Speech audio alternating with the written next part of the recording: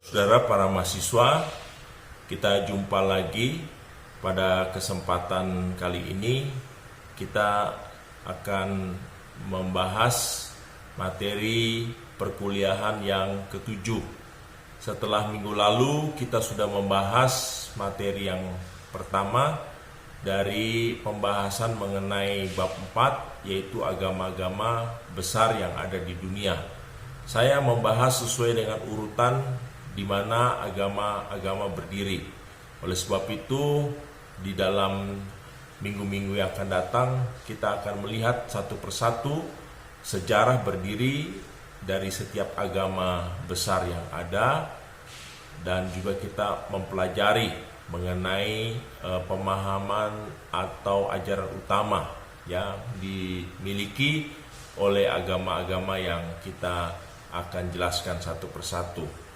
Dan sebelum saya akan menguraikan mengenai agama Buddha, saya mengingatkan bahwa minggu depan kita akan mengadakan ujian tengah semester, tepatnya pada tanggal 19 Oktober.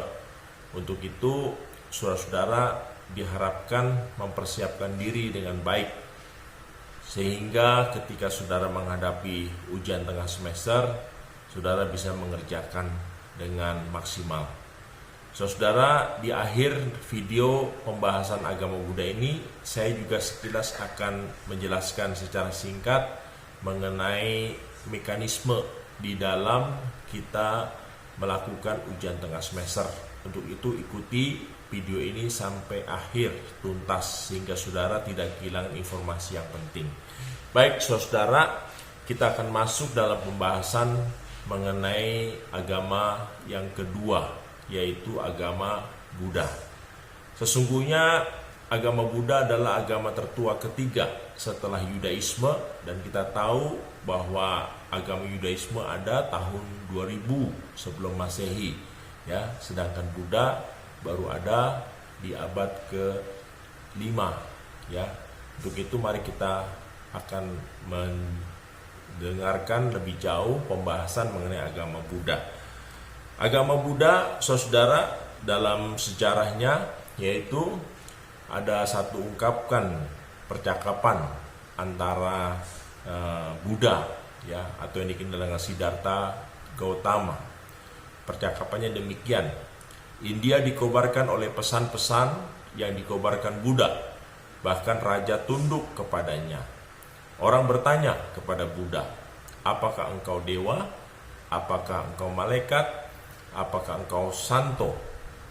Lalu Buddha menjawab, bukan, tidak. Saya bukan dewa, saya bukan malaikat, atau saya bukan santo. Arti daripada kata Buddha itu sebenarnya aku ini bangun, ya. Jawaban ini kemudian menjadi gelarnya.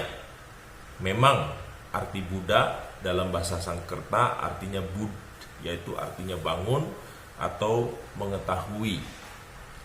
Nah saudara, di saat seluruh dunia tertidur lelap sambil terbuai mimpi yang biasanya dikenal sebagai kehidupan manusia yang sadar, seorang telah bangun sendiri dari tidurnya, yang dimaksud yaitu Buddha. Ya, oleh sebab itu kalau saudara pergi ke Thailand, saudara akan menemukan patung Buddha raksasa sedang tidur, ya. Itu sebenarnya gambaran daripada apa yang saya jelaskan ini. Kisah kehidupan Buddha cukup menarik, saudara, ya. Sewaktu ia lahir sekitar tahun 560 sebelum Masehi di India Utara, dunia diliputi dengan cahaya terang benderang. Banyak orang-orang buta sedemikian berhasratnya untuk menyaksikan, ya, kegemilangannya sehingga segera tiba, sehingga mereka dapat melihat.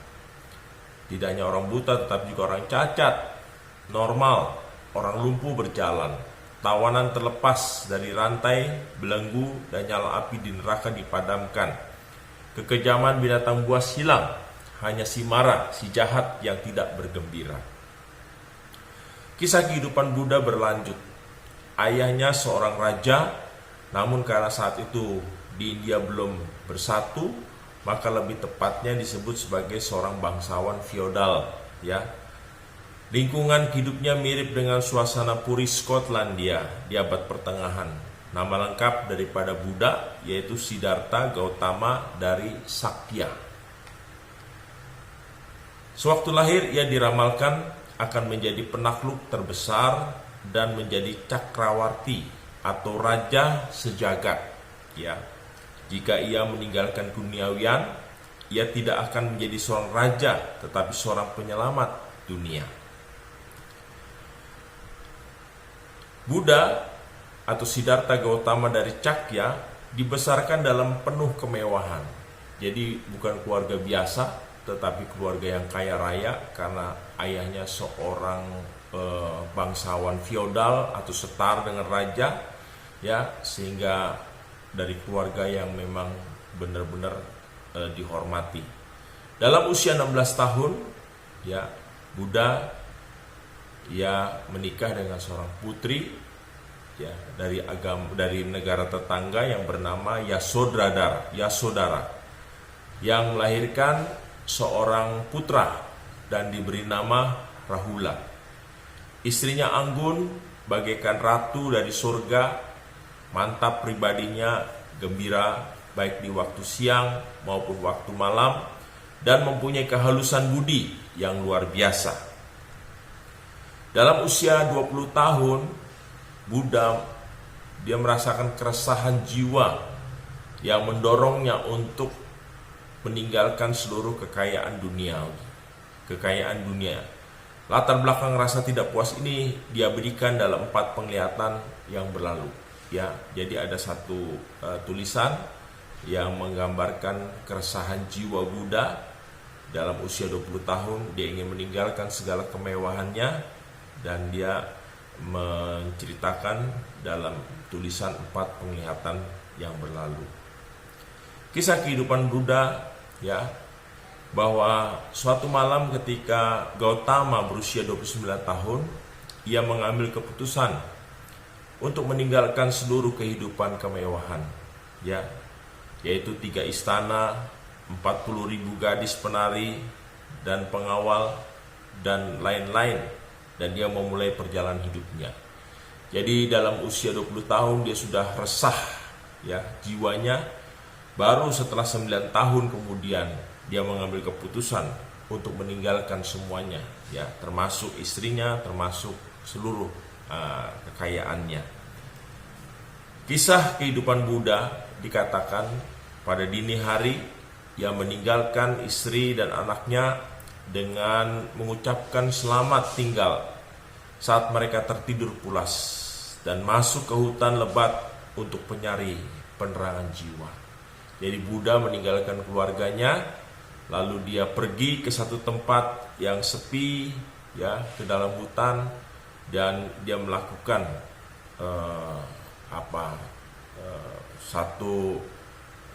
bertapa, ya, mencari ketenangan jiwa. Sekarang kita akan masuk untuk memahami ajaran utama Buddha. Setelah kita dalam bagian pertama kita membahas mengenai sejarah, ya, kehidupan Buddha, dan sekarang kita akan melihat bagaimana ajaran Buddha yang kita dapat pahami. Ada 4 kebenaran utama yang merupakan keseluruhan dari dalil-dalil sistem ajaran Buddha, yaitu sebagai postulat dasar dari segala sesuatu yang diajarkan secara logis, ya. Yang pertama, ajaran Buddha yang penting yaitu hidup itu adalah dukkha atau penderitaan. Buddha yakin bahwa situasi ini dapat diperbaiki, ya. Sang Buddha sendiri mengorbankan seluruh kehidupan untuk membuktikan bagaimana caranya agar kesejahteraan itu dapat dicapai. Juga merupakan suatu bukti bahwa optimisme yang mendasar ini tetap dipegang, bahwa di saat berhadapan dengan pengakuan yang paling menyedihkan bahwa hidup manusia berada dalam keadaan yang sangat buruk, suatu keadaan nastapa, diambang kekacauan sepenuhnya. Jadi menurut Buddha bahwa kehidupan manusia ini patut dikasihani karena dalam kondisi yang nestapa, ya, atau dalam kondisi yang menyedihkan. Buddha tidak menyaksikan bahwa mungkin sekali manusia itu memperoleh kesenangan dalam hidup ini, dan kesenangan itu dapat dinikmati. Jadi Buddha meyakini bahwa manusia juga memiliki kesenangan. Masalahnya, saudara, ada dua masalah dalam kesenangan tersebut. Apakah manusia, ya, seberapa jauh? Yang pertama, menurut Buddha, dapat menikmatinya. Ketika dia senang, apakah dia dapat menikmati kesenangan itu? Yang kedua, pada tingkat manakah kenikmatan itu timbul jika memang ia ada dalam diri kita sendiri, ya, dalam diri kita sendiri.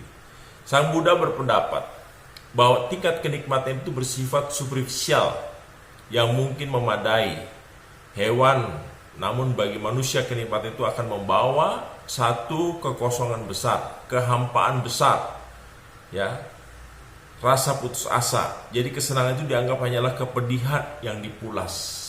Jadi dalam pengertian Buddha bahwa sesungguhnya di dalam kenikmatan yang dialami oleh manusia mengalami kekosongan, kehampaan jiwa, ya.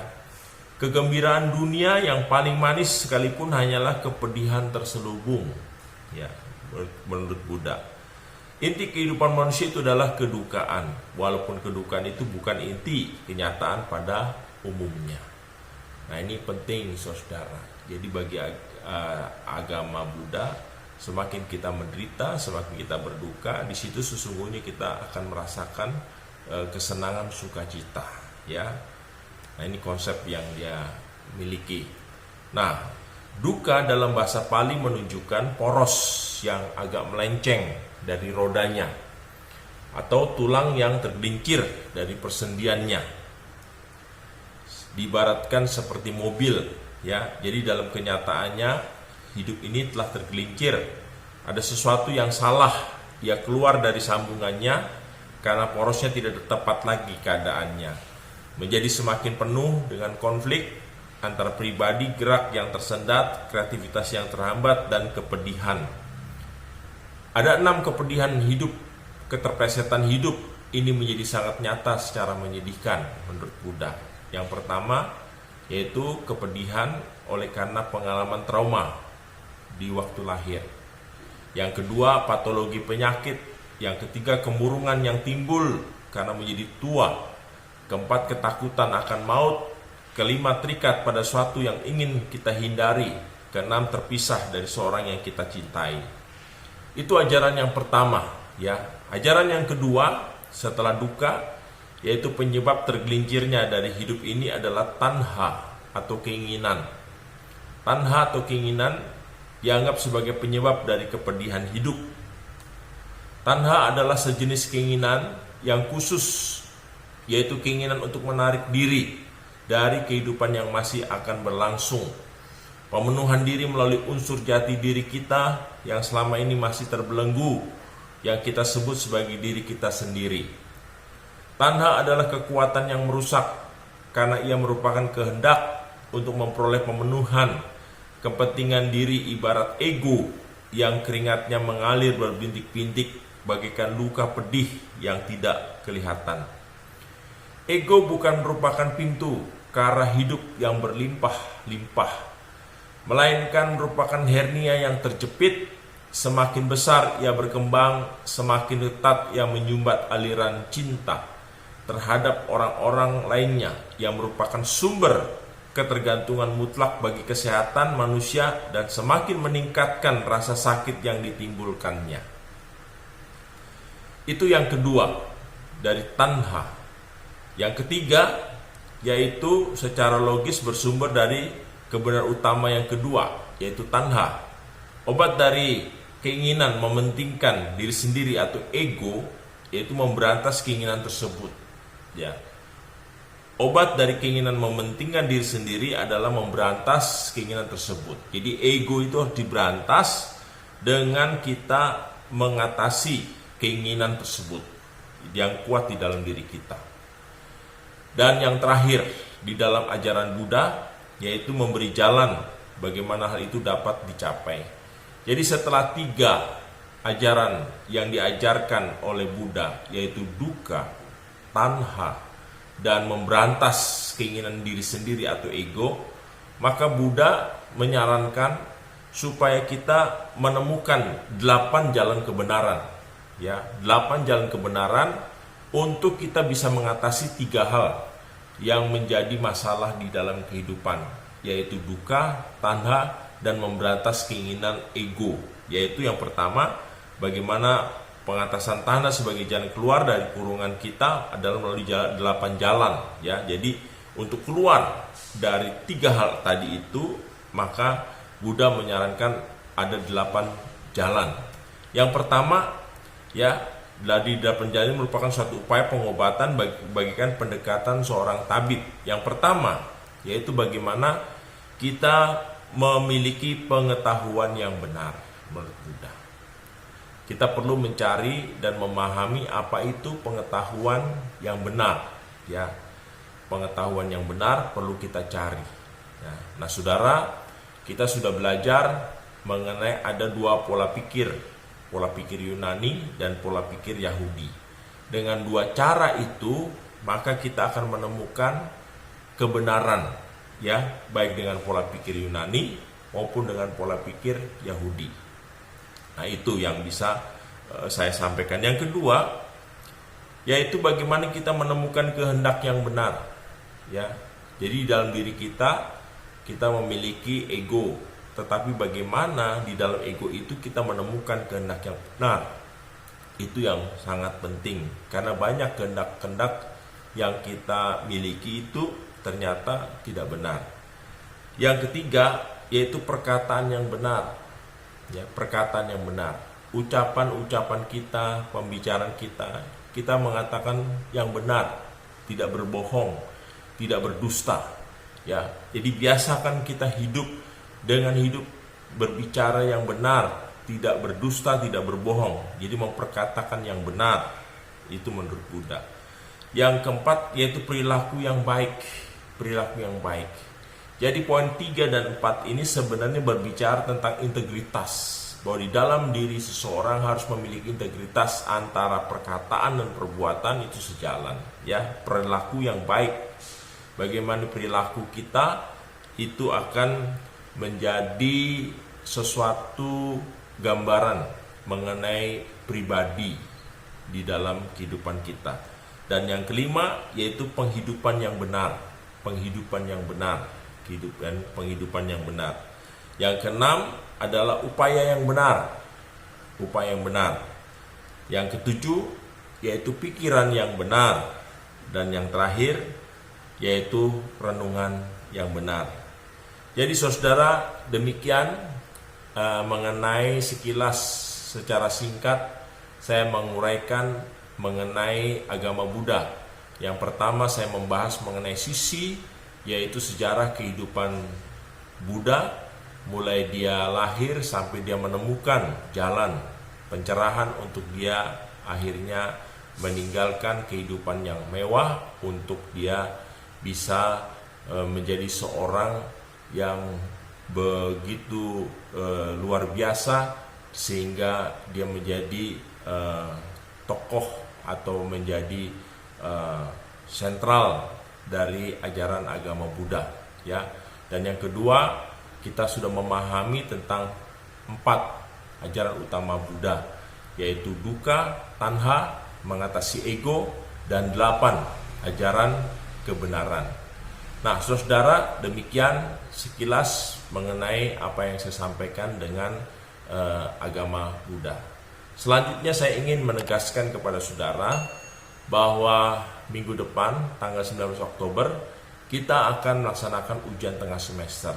Nanti saudara sendiri akan tahu bentuknya bagaimana, tetapi minggu lalu saudara sudah latihan pre-test untuk UTS, dan itu akan menolong saudara untuk dapat memahami gambaran bagaimana saudara dapat mengerjakan soal-soal UTS dengan baik. Saya berharap semua video-video yang saya sampaikan melalui YouTube, mulai dari materi pertama sampai dengan materi ke-6, ya, materi ke-7, saudara simak baik-baik, ya, sehingga dari situ saudara akan mendapatkan jawaban-jawaban yang saudara bisa kerjakan di dalam ujian tengah semester.